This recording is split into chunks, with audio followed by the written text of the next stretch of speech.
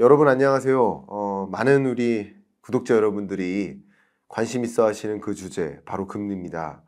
이 금리가 앞으로 이 높은 고금리 기조가 유지될 것이라고 생각은 하고 있지만 어쨌든 추가적인 금리 인상은 끝난 거 아니냐, 아니다, 추가적인 금리 인상도 남아있다, 이런 생각도 좀 하시고요. 또 더 중요한 것은 금리 인하가 24년에는 있을 거라고 생각들을 하시는데, 그럼 도대체 금리 인하의 시점은 당장 있을 것인지 아니면 좀 더 남아 있을 것인지, 그런 근저에 깔린 미국의 기준금리 인상 혹은 동결, 또 금리 인하, 이 부분에 대한 그 방향성에 대해서 관심이 많으실 겁니다. 또 한국의 금리도 중요하겠지만 한국도 역시 물가나 경기 여건에 따라서 금리 결정 여부를 내리겠지만, 그런데 더 중요한 것은 역시 우리 한국으로서는 한미 기준금리 격차를 고려하지 않을 수 없고, 그 격차를 감안했을 때 상대적으로 미국의 기준금리 인하가 단행되지 않는 한 먼저 금리를 인하하기가 좀 쉽지가 않다, 좀 부담스럽다라는 입장도 여러분 잘 아실 겁니다. 그런 관점에서 지금 이 책을 좀 소개해 드릴까 합니다. Fed 시그널, 연준의 날개짓은 어떻게 서울의 태풍이 되는가 라는 책인데요. 자, 이 책에 그냥 바로 본론으로 들어가 볼까 합니다. 저는 뭐 저자나 뭐 양력 다 소개할 수 있겠지만 바로 본론으로 들어가서 연준이 근저에 어떠한 의사결정을 내리고, 연준은 또 금리 결정을 하는 데 있어서 정말 독립적으로 할 수 있는 것인지 연준을 좀 이해해보고, 특히 요즘과 같은 23년 끝자락 또 24년 초를 맞이하는 지금에 이런 연준의 어떤 의사결정은 어떤 메커니즘으로 이루어지는지를 이해하는 것은 여러분께 도움이 되실 거라고 생각이 됩니다. 자, 그러면은 당장 이 책의 시작부부터 제가 좀 읽어드리면서 하나하나 제 해석과 감상문이라고 해야 될까요? 제가 해석하는 이 책의 내용을 여러분께 지금 현재 경제 국면에 맞게 설명해 드리도록 하겠습니다. 자, 제가 좀 표시를 좀 해봤어요. 제가 꼼꼼히 읽었는데 이 부분은 꼭 여러분께 전달드리겠다는 마음으로 표시를 해놨는데, 이 책의 55페이지를 먼저 읽어드리고 이야기를 시작해 보겠습니다. 투자자로서 성공하려면 금융시장의 유동성, 동향을 잘 파악하고 있어야 한다. 풍부한 유동성은 부도의 위험성을 낮추고 자산시장의 수급을 개선하는 데 도움을 주기 때문이다. 금융 안정성 유지라는 제3의 목표를 수행하는 연준은 세계 금융시장 유동성의 파수꾼이기도 한다. 연준은 금융시장 유동성에 영향을 미치는 요소를 수시로 파악해 보고서로 작성하고 통화정책에 반영한다. 다시 말하면 연준 정책은 경제 성장과 물가 안정을 가장 중요한 쌍둥이 목표로 하지만, 전면에 내세운 이 두 가지 목표 외에 금융시장 유동성 안정이라는 또 다른 목표를 숨기고 있다. 즉 연준의 통화정책 목표는 삼면적이며 양면적이지 않다. 이를 깨닫지 못하고 연준의 정책을 분석하면 크게 잘못된 결론에 이를 수 있다.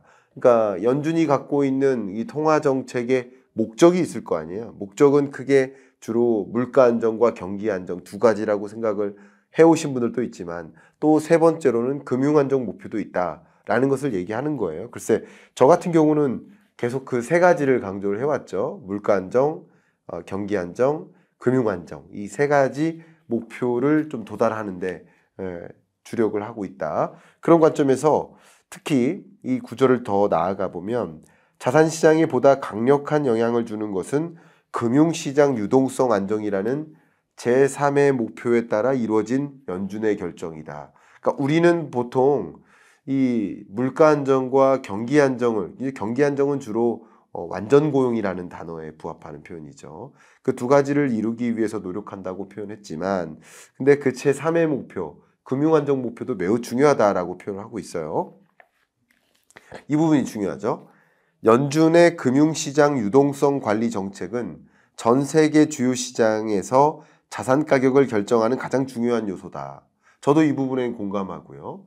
결국 연준의 통화정책 스탠스가 어디에서 어디로 가는가. 2020년, 21년 완화의 시대, 제로금리의 시대가 왔고 모든 자산 가격은 폭등했죠. 그리고 22년, 23년 긴축의 시대에 진입하죠. 긴축의 시대로 전환되는 전환기에 2022년 주식시장, 부동산 시장 다 내려앉았죠. 그리고 22년, 23년에서 이 긴축의 시대에서 24년은 점차 완화의 시대로 건너가는 그 지점, 전환점에 해당되죠. 그러니까 23년 말 그리고 24년 초는 그 전환기를 맞이하는 관점에서 시장의 금리 인하에 대한 기대감이 집중되는 시점이고 그것이 주가의 상승을 만들고 이런 것들은 또 부동산 시장을 조금 후행적으로 움직일 겁니다. 그러니까 이런 것들을 본다면 연준의 통화정책 스탠스가 어떻게 바뀌는지에 따라서 자산 가격이 크게 갈릴 수 있다, 변화할 수 있다라는 점을 이해한다면 그러면 연준은 어떤 식으로 의사결정을 내리는지를 판단하고 그 판단 기점에 맞게 돈의 이동이 일어날 것이라고 가늠하시고 그것에 맞게 나의 자산 관리, 포트폴리오를 구성을 바꾸면 되죠.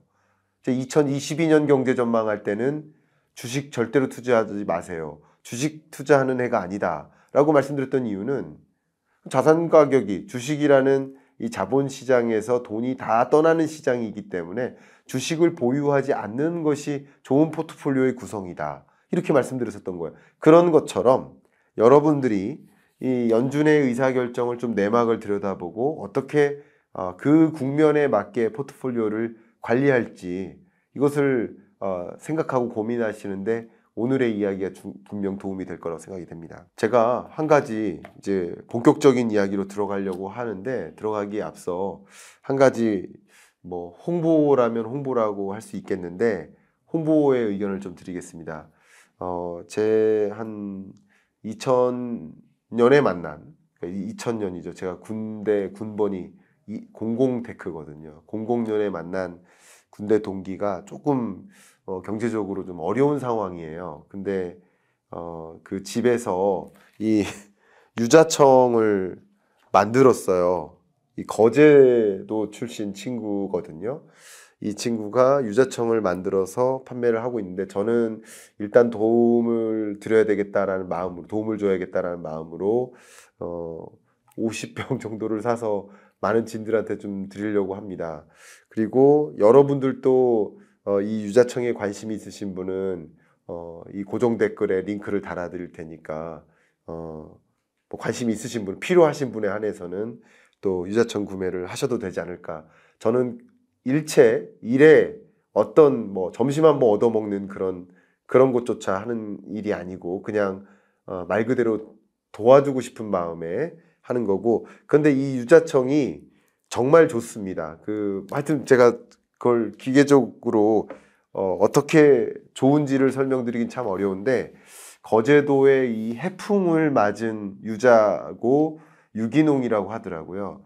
그래서 저도 정말 먹어봤는데 너무 맛있어요. 근데 저는 개인적으로 목 관리를 또 해야 되고 또 겨울철에 이렇게 따뜻한 물을 마시는 건 도움이 되니까 그래서 하는데 어쨌든 유기농 유자청이고 거제도의 그 해풍을 맞고 이렇게 자란 그런 유자나무에서 수확한 수확물이니까 그래서 맛과 영양이 아주 좋을 거라고 생각하고요. 구체적인 내용은 여러분 그 링크를 통해서 확인하셔도 되지 않을까 이렇게 소개 의견 드리고 이어서 가도록 하겠습니다. 방금 말씀드렸던 것처럼 투자자로서 실패하지 않으려면 미국을 넘어 세계의 중앙은행인 연준의 정책을 세밀하게 알아야 한다라는 문장이 있고요. 그래서 연준의 통화 정책이 글로벌 달러 유동성에 영향을 미쳐서 자산 가격의 흐름을 바꾸기 때문이다. 제가 얼마 전에 부동산 시장 관점에서도 23년 중반부터 전국 평균 아파트 매매 가격이 바닥을 찍고 상승 국면으로 전환됐다가 다시 11월 정도에 하락세로 전환됐는데 그 지점은 시중금리로 봤을 때는 미국의 10년물 국채금리가 다시 5%를 초과하면서 급등하면서 이 시중금리, 그러니까 미국의 10년물 국채금리는 글로벌 이 금융시장의 가이던스 역할을 하는 금리입니다. 그만큼 글로벌 자산을 이 미국 10년물 국채 금리에 연동해서 포지션을 가지고 있는 경우가 굉장히 많기 때문에 미국 10년물 금리와 같은 이런 국채 금리가 치솟으면 다른 나라의 금리도 치솟아요. 예를 들면 우리나라 같은 경우도 한국은행이 23년 1월 달에 기준금리를 마지막으로 인상하고 그 이후 7번 연속 동결했어요. 그랬는데 시중금리는 10월, 11월 들어서 다시 폭등하지 않았습니까? 기준금리는 동결했는데 시중금리는 왜 폭등했을까? 이 원인을 알아야 되거든요. 그러니까 시중금리가 폭등하면서 그게 어떻게 보면 이 집을 매수해야 된다고 생각하는 잠재적인 매수자, 투자자나 아니면 내 집 마련 후보자 다 마찬가지죠. 이 투자 의사결정에 상당한 고민을 준 거죠. 그래서 소위 23년 이 끝자락 11월을 뭐라고 보통 표현합니까? 11월과 12월을 뭐라고 표현합니까? 관망세 이렇게 표현을 하잖아요. 그러니만큼 시중금리가 폭등하게 된 그 배경 중에 하나가 미국 금융시장인데 그게 우리나라의 부동산 시장에도 구매 의사결정에 영향을 미치는 것. 이것을 생각해 보면 시장의 흐름을 좀 이해하시는데 특히 연준의 이 통화정책 방향을 이해하는 것은 큰 도움을 줄 것이다 라는 의견을 저도 공감하는 마음으로 드립니다. 56페이지에 이런 문장이 또 있어요. 전 세계 금융시장의 유동성을 줄였다 늘렸다 한다. 그렇죠. 이 통화정책 의사결정에 따라서 이 금융시장의 유동성을 더 불어넣었다가 유동성을 쭉 뺐다가 왔다 갔다 하면서 그게 시장을 바꿔놓는 거죠. 저도 이제 부동산 시장을 코멘트했고 주식시장을 코멘트해 드렸지만 우리나라의 주식시장, 우리나라의 부동산 시장이 단독으로 결정되는 게 아니라 거대한 거시경제의 흐름 속에 톱니바퀴처럼 연결되어서 움직인다라고 생각하고 있기 때문에 오히려 우리나라의 뭐 주식시장이든 채권시장이든 부동산 시장이든 그런 시장의 흐름을 좀 가늠하시고 그 시대에 맞게 포트폴리오를 관리한다라고 생각하실 때 이런 흐름을 우리는 눈여겨보실 필요가 있겠다. 그래서 올해 겨울에 이런 패드 시그널 같은 이런 책을 좀 읽어보시면서 거시경제에 대한 판단을 좀 제대로 깊게 나 스스로 제가 항상 말씀드리는 게 뭐예요? 내가 연준 의장이다. 내가 중앙은행의 총재다. 라는 마음으로 시장을 보시면 훨씬 이해가 편리하실 거라고 의견을 계속 드려왔는데 그런 생각으로 좀 보셔도 어떨까 저는 일독을 좀 추천드리는 마음입니다. 이어서 또 읽어가면서 의견을 드리겠습니다. 전 세계 달러 유동성의 방향과 흐름을 결정적으로 좌지우지한다. 그 결과 외환 위기가 발생하기도 하고 금융 위기가 덮치기도 한다. 그러니까 그런 것처럼 이 흐름을 이해하는데 제가 더 강조하지 않아도 연준의 통화정책 방향 의사결정이 얼마나 중요한지 여러분 가늠하실 거라고 생각이 됩니다. 이제 58페이지로 넘어와서 조금 더 읽어보면서 말씀드릴게요. 이 메커니즘을 이해하시는데 이 부분이 좀 도움이 될 겁니다. 대부분의 금융위기는 연준의 회초리가 숨어 있다. 연준은 금리를 올리기 위해 시장의 보유 채권을 매각한다. 그렇게 해서 통화량을 줄인다. 그러면 시장의 유동성이 감소해 자산 가격이 하락하고 가계의 부가 감소한다. 이렇게 연준이 통화 긴축에 나서면 경제의 총수요 곡선이 좌측으로 이동해서 물가 상승 압력이 해소된다. 그러나 다시 한번 투자자는 실물 경제의 물가 상승 압박이 실상은 자산 시장에서의 자산 가격의 붕괴를 통해 달성된다는 사실을 명심해야 된다. 역으로 자산 시장에 버블이 남아있는 한 물가 상승 압박이 제대로 해소되기 어렵다는 뜻이기도 한다. 그런 상태에서 연준이 긴축 통화 정책을 지속할 수밖에 없다. 그러니까 연준의 통화 정책 의사결정에서 물가도 보고 또 경기도 보지만 자산 시장도 본다라는 이야기를 합니다. 그러니까 자산 시장에 버블이 남아 있다. 그러면 물가 상승 압력이 여전히 존재한다. 그렇기 때문에 그 물가를 안정화시키기 위해서는 자산 시장을 보면서 의사결정을 한다. 이런 문장들이 있어요. 뒷부분에 이런 문장들이 또 나오니까 그때 제 첨언을 드리도록 하겠습니다. 중요한 멘트가 계속 나옵니다. 연준은 대개 경기 침체 우려에 있어 기준금리를 인하한다고 발표한다. 여기에서 경제 전문가들은 경기 침체 우려라는 단어의 치중에 경제 성장률이나 실업률을 점검할 것이다. 그러나 투자자들은 또 한 번 여기에 숨어 있는 의미를 곰곰이 탐색해야 한다. 연준이 말하는 경기 침체가 자산 가격의 지나친 하락을 뜻함을 깨달아야 한다. 의미심장하죠. 더 보겠습니다. 연준은 이미 자산 가격이 부의 효과 메커니즘을 통해 실물 경제에 커다란 영향을 미친다는 사실을 체득하고 있기 때문이다. 이 경우 연준은 금리 인하를 위해 시장에서 채권을 사들인다. 채권을 매수하면 통화가 시중에 풀려나가죠. 풀려나온다. 이를 통해서 통화량이 증가하고 시장의 유동성이 개선된다. 자, 그러면 자산 가격이 상승해 가계의 부와 소득이 증가한다. 가계의 소비가 증가하는 부의 효과와 가계와 기업의 채무 부담 경감으로 총수요 곡선이 우측으로 이동한다. 이를 통해 경기는 회복하고 물가도 상승한다. 그러니까 경기 부양이 필요한 시점에는 적극적으로 채권을 매수하고 시중에 유동성을 공급하는 거죠.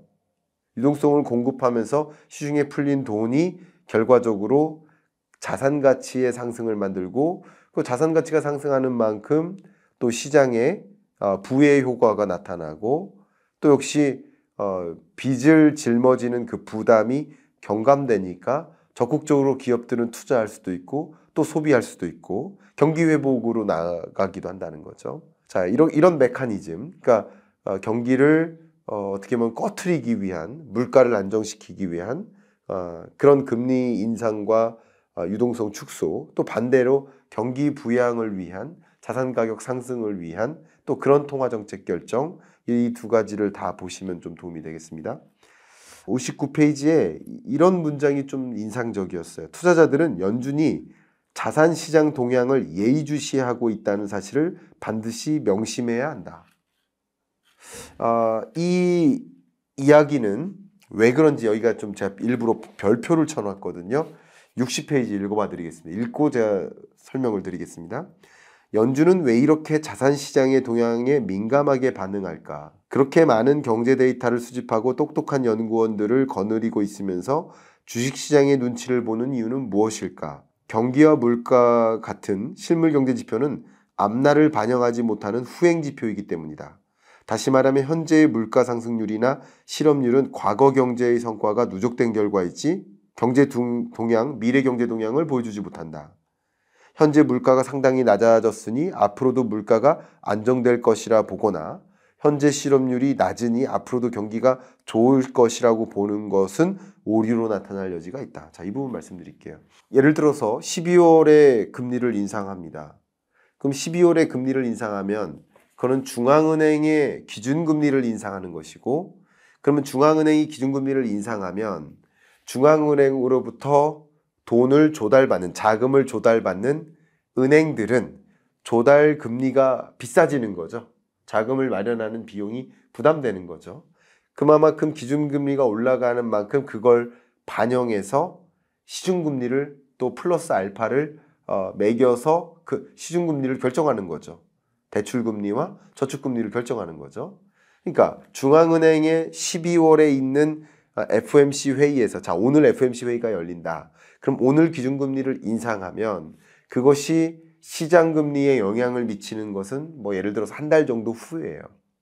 그럼 금리가 올라가니까 그 올라간 금리가 결과적으로 실물 경제에 영향을 미치겠죠. 물가에 하방 압력을 주겠죠. 소비를 더 적극적으로 못하겠죠. 기업들은 적극적으로 투자할 수 없겠죠.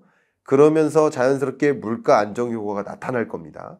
그 금리 인상에 따른 이 실물 경제에 나타난 그 현상은 적어도 한두 달 후에 나타난다는 거죠. 그런데 굉장히 재밌게도 두 달 후에 나타난다라고 가정해 볼게요. 그럼 12월에 금리를 인상하면 실물 경제에 나타나는 그 영향은 2월인 거예요. 그죠? 그럼 2월에 소비 지표나 기업들의 신규 투자나 아니면 물가 지표에 반영이 돼요. 근데 2월 물가 지표는 언제 받아드나요? 2월 물가 상승률.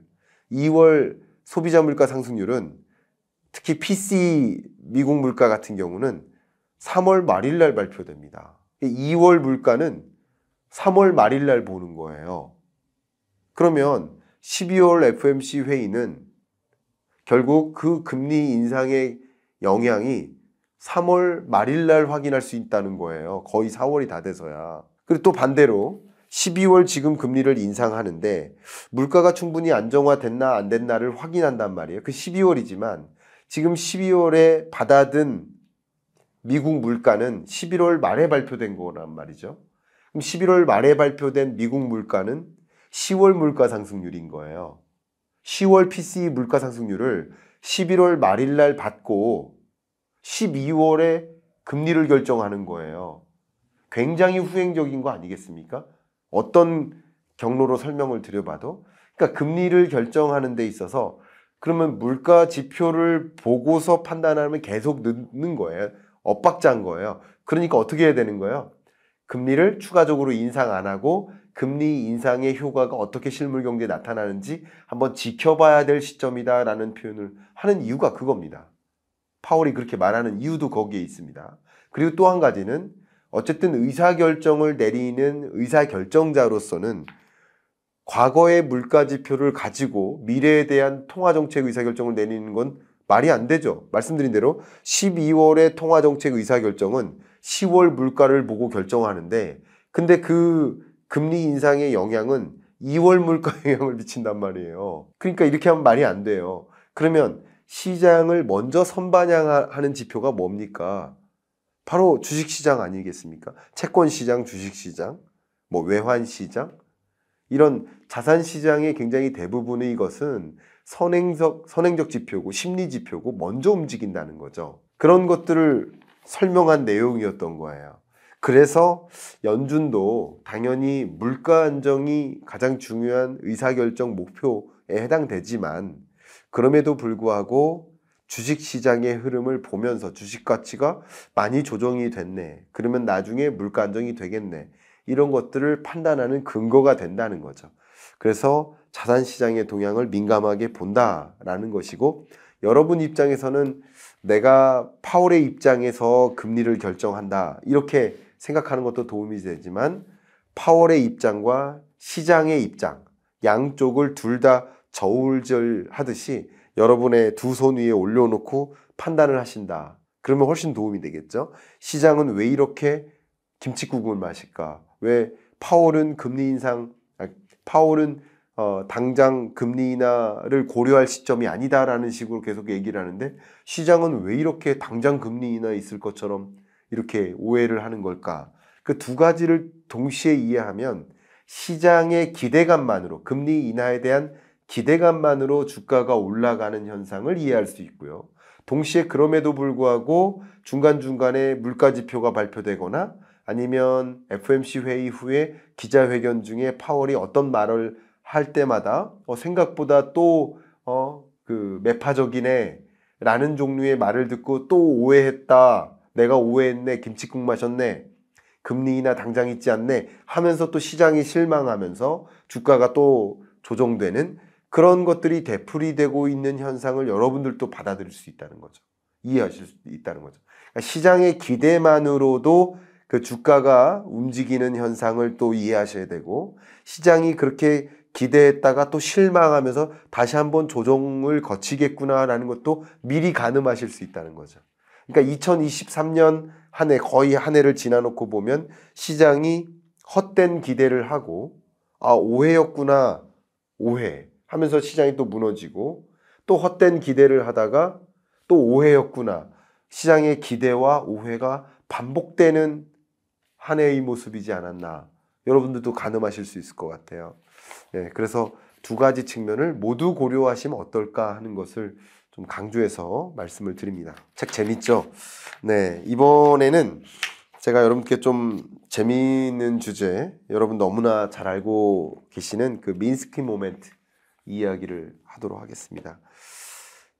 민스키는 뭐 너무나 유명한 미국의 경제학자죠. 여기서 62페이지에 어떤 얘기가 소개되냐면 불황과 호황을 오가는 경기 사이클을 소개합니다. 결과적으로 투자자의 어떤 투자 활동, 투기 활동 이런 것들과 경기 사이클이 연관되어 있다라는 것을 설명드려요. 저도 여러분께 그런 말씀 자주 드리잖아요. 실물 경제적 현상, 스태그플레이션이 온다. 이것은 실물 경제적 현상이에요. 경기 침체가 진전되고 고물가가 유지되고 실물 경제적 현상이 곧 자산시장의 현상하고 같은 거라고 받아들이지 말아 주십시오. 라는 말씀을 정말 수백 번 드린 것 같은데, 그러니까 실물 경제에서 나타나는 현상과 자산시장, 자본시장에서 나타나는 현상은 분명 연결되어 있어요. 연결되어 있지만 그게 곧 그것을 의미한다고 받아들이지는 말아 주십사라는 말씀을 좀 여러 차례 드려왔던 것 같아요. 이번에도 마찬가지입니다. 그게 곧 그것이다 라고 받아들이지 마시고 연결되어 있고 어떻게 연결되어 있는지를 확인하셨으면 좋겠다. 그러니까 거의 동행하진 않을 거라는 것이 전제가 깔리는 거죠. 실물 경기 침체 현상과 자산 가격의 침체 현상이 연결되어서 동행하지는 않으니까 엇박자가 나는 거겠죠. 어떤 연관관계가 있는지를 보셨으면 좋겠다 이 말씀을 드립니다. 자, 그 경기 사이클이라는 관점에서 그 세 가지 사이클을 말씀드릴게요. 첫 번째 사이클입니다. 첫 번째는 위험관리 단계예요. 이 위험관리 단계에서는 투자자들은 리스크를 해지하고 본업에 충실하려고 한다. 기업은 수익성을 높여 현금 흐름을 창출하려고 노력하고 가게는 자금을 투기적 활동에 투입하기보다는 저축을 늘린다. 그러니까 위험을 회피하기 위해서 움직이는 거예요. 위험 관리하는 거예요. 그러니까 투자하기보다는 조금 더 안정적으로 지키기 위해서 현금을 많이 확보하고 노력하는 거죠. 자금이 효율적으로 재투자되고 경제는 양호한 성장세를 보인다. 위험도를 충분히 고려한 투자와 소비를 줄이고 절약하는 습관이 맞물리면서 물가가 안정화된다. 경제는 전반적으로 적당한 경제 성장과 낮은 인플레이션 하에 골디락스와 같은 상태를 보인다. 2단계에서 연준은 금리를 동결하면서 자산시장을 가끔씩 모니터링한다. 이게 첫 번째 단계예요. 무슨 단계? 위험관리 단계입니다. 이제 두 번째 단계로 넘어가요. 이 부분이 좀 중요하죠. 장기간 기업 이익이 성장하고 경기가 호조를 보이면서 이제 투기적 단계로 진입한다. 두 번째입니다. 투기적 단계죠. 오랜 호황의 위험성에 대한 인식이 이제 희박해져요. 왜냐하면 계속 호황을 이루니까 성장하고 기업 실적도 좋고 이러니까 위험에 대한 인식이 줄어요. 그러니까 좀 불확실성에 투자를 하는 거예요. 성장에 투자하는 거예요. 그래서 고수익을 추구하는 투자자, 투기적 수요가 증가한다. 이렇게 표현하고 있습니다. 이게 투기적 단계인 거죠. 고수익을 추구하는 투기적 수요. 그러니까 23년 11월 그리고 12월 비트코인 가격이 급등한 것도 저는 이런 모습으로 설명을 합니다. 추가적인 금리 인상이 끝났을 거야. 곧 금리 인하 있을 거야. 라는 생각을 가장 선제적으로, 가장 먼저 하는 그런 자본시장을 굳이 따지면 비트코인 시장이다. 라고 보고요. 이 코인 시장에서 먼저 이제 움직여도 되겠구나. 투기적 수요가 늘어나는 거야. 공격적 투자자들이 많아지는 거죠. 그런 성향. 투자자들은 집이나 차와 같은 자산을 담보로 제공하고 돈을 빌려 위험 자산에 투자하기 시작한다. 이제는 대출해서까지 투자한다는 거죠. 영끌해서 투자하기까지 한다. 연준도 금융시장 유동성과 자산시장에 대해서 이제 주의를 서서히 높인다. 이제 점점 버블이 형성된다는 거죠. 시장이 과열 상태를 보이면서 연준은 금리를 베이비 스텝으로 조금씩 상승시킨다. 이제 과열됐나 보다 하면서 점차 금리를 이제 인상하는 거예요. 경기가 호조를 보였고 그게 또 이 자본시장, 자산시장에 돈의 유입이 있고 그게 좀 버블이 형성되어 가는 지점에 그 버블을 좀 끌어내리기 위해서, 버블을 좀 조정하기 위해서 이제 금리 인상을 단행하는 거죠. 선제적 긴축의 타이밍을 연준이 놓치기도 하죠. 그래서 버블의 조짐이 일고 연준은 보다 빠르게 금리를 올려야 하지만 그렇게 하지 못하죠. 늦은 거죠. 버블이 이미 전개된 거죠. 어쨌든 여기까지가 좀 투기적 단계예요. 자, 세 번째 단계가 좀 중요합니다. 계속 중요하네요. 그죠? 세 번째 단계가 이게 이 세 번째 단계에 민스키 모멘트가 있는 거죠. 증권사에서 투자 자금을 차입해 자산을 추가로 투자하는 레버리지 단계가, 그러니까 증권사에서 이제 자금을 차입해 가면서까지 추가 투자를 하는 거죠. 그러니까 레버리지 단계.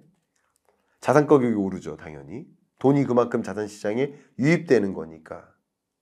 올라가는 상승세를 보면서 레버리지까지 일으켜서 투자하니까 그 자산 가격을 담보로 또 돈을 빌려 레버리지를 또 높이기도 하고요. 다른 사람이 올린 가격을 딛고 또 자산을 매입해서 가격을 올리는 이런 걸 뭐라 합니까? 폰지 투자. 폰지 투자가 이제 성행하는 거죠. 이제 가격 거품이 자산 시장에서 딱 일어나는 거죠. 자산 가격이 미래 현금 흐름에 기반한 적정 가치로부터 점점 크게 이탈한다. 그러니까 적정한 자산 가격으로부터 이탈해서 자산 가격이 버블을 형성한다. 이제 펀더멘털과 비교해 너무 가파르게 올랐다. 이런 경고의 메시지들이 나오기 시작합니다. 자산 시장의 과열을 경계한다는 의견도 또 다수 등장하고요. 연준도 이제 공격적인 금리 인상을 단행하죠. 굳이 따지면 그 버블이 형성됐던 20년, 21년 그 끝자락에 22년 들어서 이제는 그 버블이 너무 심하다 하면서 금리 인상을 단행하는 뭐 그런 지점이라고 볼 수 있지 않을까. 그 공격적인 금리 인상과 함께 이제 또 다른 경로로 전환되죠. 그런 것을 보시면 좋습니다. 눈치 빠른 스마트머니 투자자가 차익 실현을 위해 자산을 매도하기도 한다. 그러니까 여러분들도 이 포트폴리오를 구성하는 면에 있어서 어느 시점에 들어가고 어느 시점에 나오는지 이런 것을 가늠하실 때 그냥 가격, 저는 이제 그런 이야기를 많이 들어서 무릎에 사서 어깨에서 팔아라, 맞죠? 근데 그렇게 가격을 기준으로 보시지 마시고 그 주식시장이 처해 있는 여건을 보시면서 그 시대를 구분하시는 게 훨씬 좋지 않을까. 저는 그렇게 보고 있는 사람이니까. 그죠? 그 어떤 시장도 거시경제라는 환경에서 거슬러서 움직일 수는 없다라는 것을 여러분 보시면 이해하실 거라고 생각이 됩니다. 역시 자산을 매도하는 그 스마트머니 투자자가 있을 때 그 뒤를 따라서 뭐 헤지펀드도 대거 행렬을 보인다 이런 이야기를 하고요. 그때 뭐 소위 자산 가격 상승이 이제 둔화하기 시작하고 일반 투자자도 자산 매도에 나서고 뭐 그러다가 자산 시장에서 손실을 보는 가계도 발생하고 이제 투자 계획을 연기하고 투자와 소비가 이제 둔화되고 경기가 이제 악순환되죠. 그래서 성장 전망이 불투명해지고 이런 지점, 이런 시점에서 경제는 민스키 모멘트라는 또 티핑 포인트에 이르는 것. 이 시기를 지나면 또 자산 시장이 급락하고 또 경기 침체에 내몰리기 때문에 우리는 그 티핑 포인트, 민스키 모멘트 이 시점을 우리는 구분하셔야 되겠다라는 말씀을 좀 강조해서 드립니다. 뭐 민스키 모멘트라는 것은 뭐 여러분들도 관심 있는 분들 많이 계시고 이 책에서도 이런 민스키 모멘트를 설명할 때 결국 연준의 그 통화 정책 의사 결정 이것이 상당 부분 영향을 미치고 하기 때문에 중앙은행의 의사 결정 또 그게 결국 시그널을 준다. 그래서 이 책의 제목이 이제 Fed 시그널인 거죠. 그렇게 좀 받아들이시면 또 참조가 되시지 않을까 생각합니다. 제가 이어서 다음 이야기를 해야 될 텐데요. 지금부터 얘기는 다소 연준의 그 통화 정책이라는 것이 어떤 메커니즘으로 이루어지는지 정말 이 통화 정책의 기초를 좀 설명드리는 구간이 있어요. 74페이지부터인데 다 말씀드리긴 어렵지만 어쨌든 좀 빠른 정독하기보다는 좀 빠른 속도로 문장을 읽어가면서 제가 여러분께 정보를 좀 전달해 드리도록 하겠습니다. 결국 연준의 통화정책 의사결정에 따라서 시장의 방향성이 바뀌고 경기 사이클이 그려진다라고 해도 과언이 아닌데요. 그렇다라고 한다면 이 연준은 어떤 식으로 구성되어 있고 어떤 식으로 의사결정을 하는지, 또 연준이 과연 정치 독립적인가, 이런 질문들도 많이 하시잖아요. 그런 질문에 대해서도 또 답변 드려볼 수 있도록 하겠습니다. 연준의 통화정책은 연방공개시장위원회 FOMC라고 하죠. 이 위원회 회의에서 결정한다. 우리나라로 치면 한국은행의 금통위, 금융통화위원회라고 할 수 있겠죠. FOMC는 12명의 위원으로 구성되는데 연준 이사 7명이 있고 뉴욕 연방준비은행 총재가 당연직입니다. 그리고 나머지 4자리, 그러니까 7명의 연준 이사, 그리고 연방준비은행 총재도 1명, 그렇게 해서 8명이죠. 그럼 나머지 4명만 11곳의 연방준비은행 총재들이 1년에 한 번씩 로테이션 방식으로 맡는 거예요. 그렇게 해서 12명으로 구성된다. 연준 의장이 FOMC 의장을 겸하죠, 항상. 그렇게 되고 뉴욕 연방준비은행 총재가 부의장이 되는 겁니다. 그렇게 해서 통화정책 결정을 내린다. 그냥 이 본론에 담겨 있는 이런 내용은 기초죠, 기초. FOMC가 어떤 것인지, 페드는 어떤 것인지, 그런 것을 이제 기본적으로 이해하는 시간이 되고요. 특히 정례회의 FOMC 회의는 1년에 몇 번 있어요? 1년에 8번 있죠. 저 이런 강연 중에는 이걸 퀴즈로도 많이 내드리는데, 우리나라도 통화정책 방향 결정회의가 1년에 8번 있습니다. 워싱턴 본부에서 열리고, 저도 한 번은 뭐 참여도 해본 적이 있습니다만, 그렇게 본부에서 열립니다. 그 통화정책 방향에 대해서 화요일과 수요일 이틀에 걸쳐서 회의하고 투표하고, 또 그 결과를 미국 동부 시간으로 수요일 오후 2시에 발표하죠. 그러니까 한국 시간으로는 새벽 3시 뭐 이렇게 되겠죠. 뭐 이런 내용들은 여러분 더 궁금하신 분들은 쭉 보시면 어떻게 FOMC 멤버들이 구성되는지 뭐 그런 것들을 좀 참조하시면 좋겠고요. 제가 그런 내용들을 쭉 읽어드리기보다 여기 안에 담긴 중요한 메시지를 말씀드리고 싶어요. 여기서, 그러니까 이 책에서 어떤 식으로 통화정책이 단행되는지, 뭐 그런 메커니즘 같은 것들을 쭉 설명하고 있는데, 그 부분은 넘어가고요. 제가 지금 여러분께 한정된 시간 안에 좀 꼭 전달해드리고 싶은 이야기는 바로 연준의 독립성 여부입니다. 중요한 권한을 가진 기구에서 독립성을 부여하는 이유는 정치적 입김을 받지 않고 합리적 판단에 따라 의사결정을 할 수 있게 하기 위함이다. 그러니까 중앙은행의 의사결정은 정치적인 판단에 흔들릴 것이 아닌 중앙은행 그 자체로서 독립적으로서 스스로 경기 판단, 물가 안정이라는 목표, 경기 안정이라는 목표, 완전 고용이라는 그 중앙은행이 해야 될 일을 완수하기 위해서 움직여야 되는 것이지, 스스로 경기를 판단하는 독립적인 결정 기구인 것이지, 이게 정치적으로 휘둘리면 안 된다라는 이야기인 거죠. 그것은 당연히 명시되어 있는 이야기입니다. 근데 유권자의 표를 얻기에 급급한 정치인들은 선심 공약을 남발하며 재정을 퍼부려고 하죠.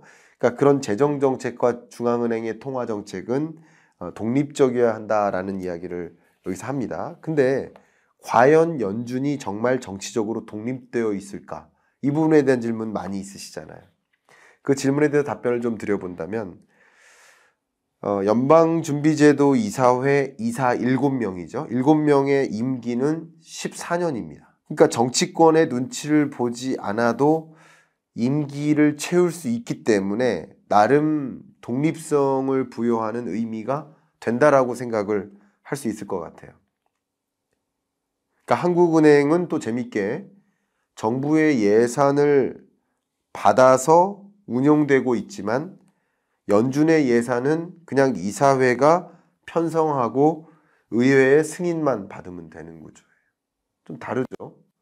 그러니까 한국은행은 조금 더 구조적으로도 정치적 독립성을 띠기 어려운 구조에 있다는 것을 우리는 좀 캐치할 수 있고, 조금 더 연준은 정치적 독립성을 띠기 위해서 임기가 연방준비제도 이사회 이사들에게 7년이라는 임기를 부여하고 예산도 독립적으로 편성할 수 있다는 측면에서 조금 더 독립성을 부여할 수 있는 툴들을 많이 마련하고 있다라는 이 시스템적 고민 좀 필요하다고 생각이 됩니다. 또 이 연준법 같은 경우는 연방준비제도 이사회에서 과도한 권한이 집중되는 걸 역시 막기 위해 노력하는데 지방에 별도로 지역 연방준비은행을 설립했잖아요.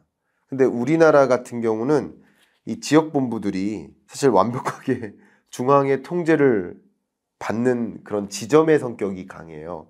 지점이 어떤 의사결정에 참여를 하기보다는 중앙에서 내려진 의사결정을 거의 통보받는 방식인 거죠. 저도 여러 경기 지점이 있고 경북 지점, 경상 지점이나 다 지점이 있거든요. 그 지점들이 상대적으로 의사결정을 내리는데 어떤 의견을 던지기보다는 중앙에서 결정된 의견을 그냥 받는 성격이 강해요.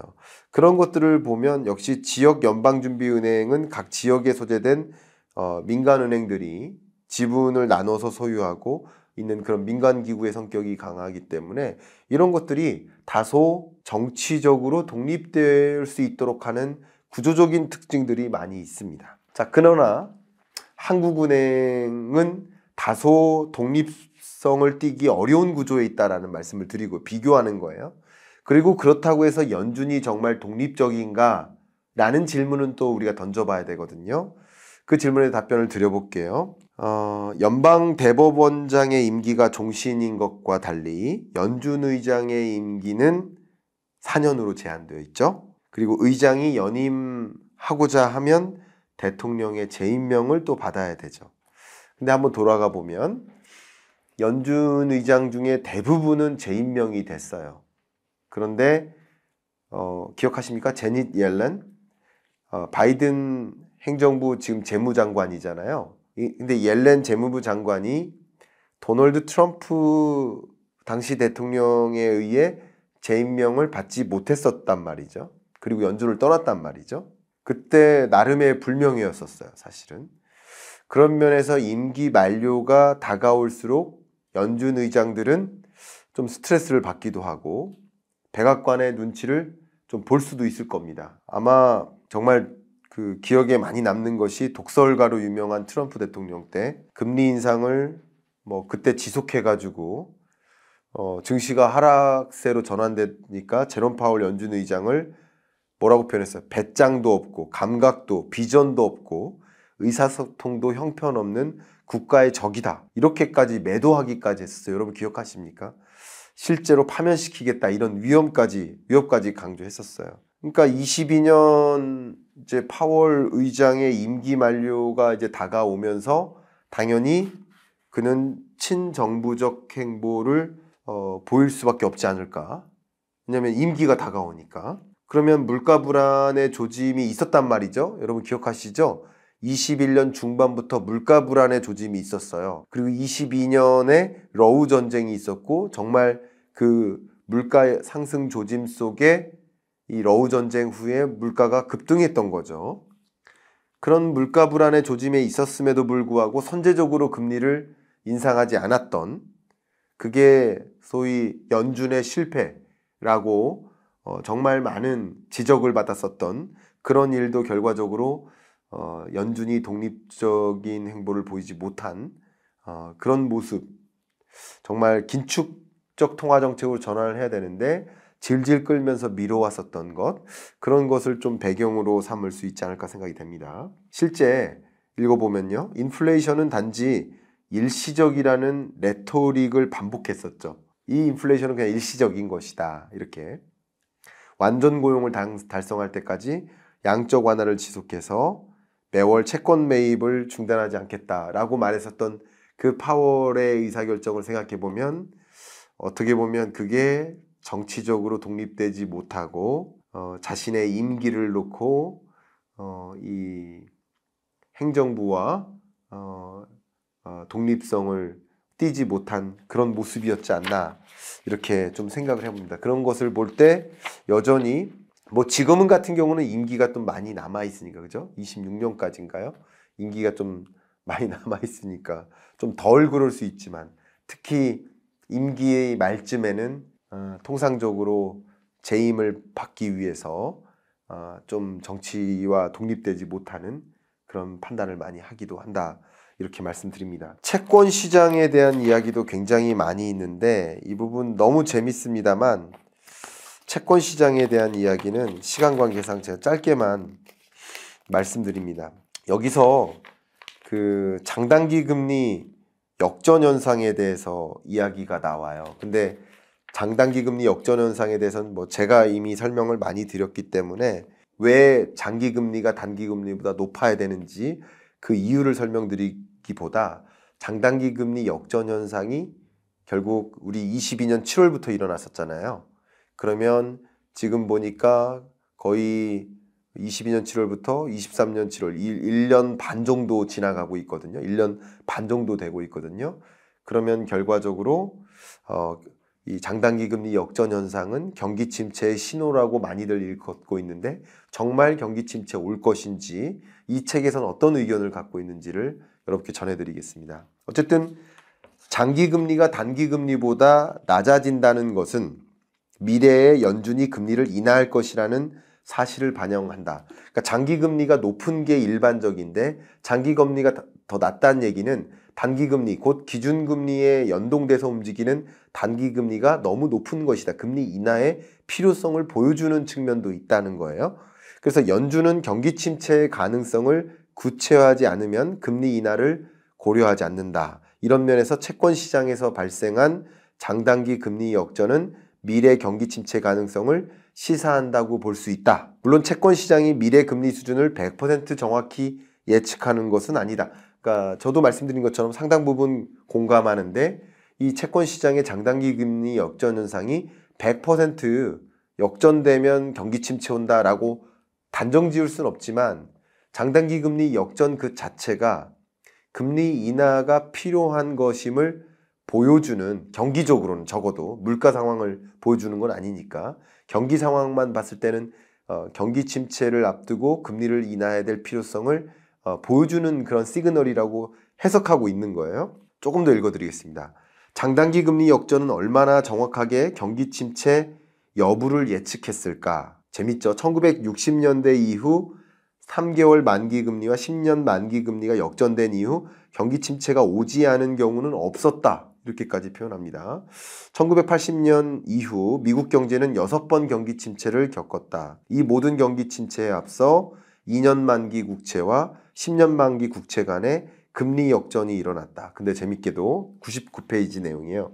1980년 1월부터 경기 침체의 경우 금리 역전이 16개월 전인 1978년 9월부터 발생했었고요. 1981년 7월부터 또 경기 침체가 있었는데 10개월 전인 1980년 9월부터 장단기 금리 역전이 있었고 1990년 7월에도 경기 침체가 있었는데 18개월 전에 89년 1월에 있었고 2001년 3월에도 경기 침체가 있었는데 금리 역전은 13개월 전에부터 있었고 2007년 12월부터 경기 침체가 시작됐는데 역시 2006년 6월부터 18개월 전에 있었고 2020년 2월부터 경기 침체가 시작됐는데 19년 6월부터 또 장단기 금리 역전이 있었고 그러니까 매번 경기 침체가 진행되기 얼마 전 장단기 금리 역전 현상이 있었다라는 것을 표현해요. 그래서 이 책의 100페이지에 보면 1년 6개월 후에 경기 침체가 왔음을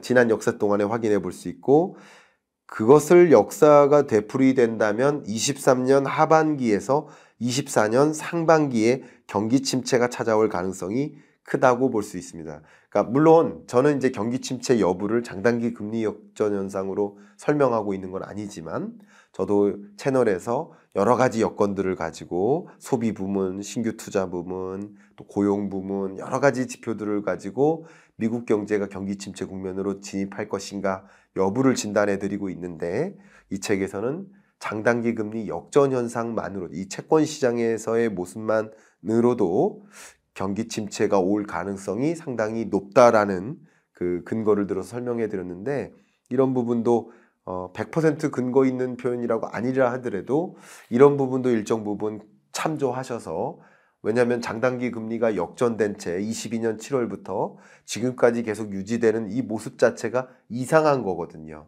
그러면 이런 모습만 보면 물가가 지금 안정화되지 아는 상태니까 기준금리 인하가 쉬운 건 아니지만, 그러나 물가가 안정화됐을 때는 이제 그만큼 경기가 악화되면서 악화됨에 따라서 물가가 안정화될 수 있기 때문에, 그러니까 물가가 안정화된 지점에는 또 역시 경기 침체 현상이 나타날 것이고, 그 경기 침체 현상에서 물가가 잡힌 이후에는 또 경기 부양적으로 움직이기 위해서 금리 인하를 단행할 수 있다라는 것을 생각해 본다면, 뭐 장단기 금리 역전 현상이 아예 이런 현상들과 현상들을 설명해내지 못하는 것은 아니다, 이런 말씀도 좀 드리면서, 아마도 여러분이 24년에 있을 통화정책 방향이라든가 또 경기 침체 여부, 이런 것들을 진단하는데, 스스로 진단해내시는데 오늘 이 패드 시그널이 참조가 될 수 있지 않을까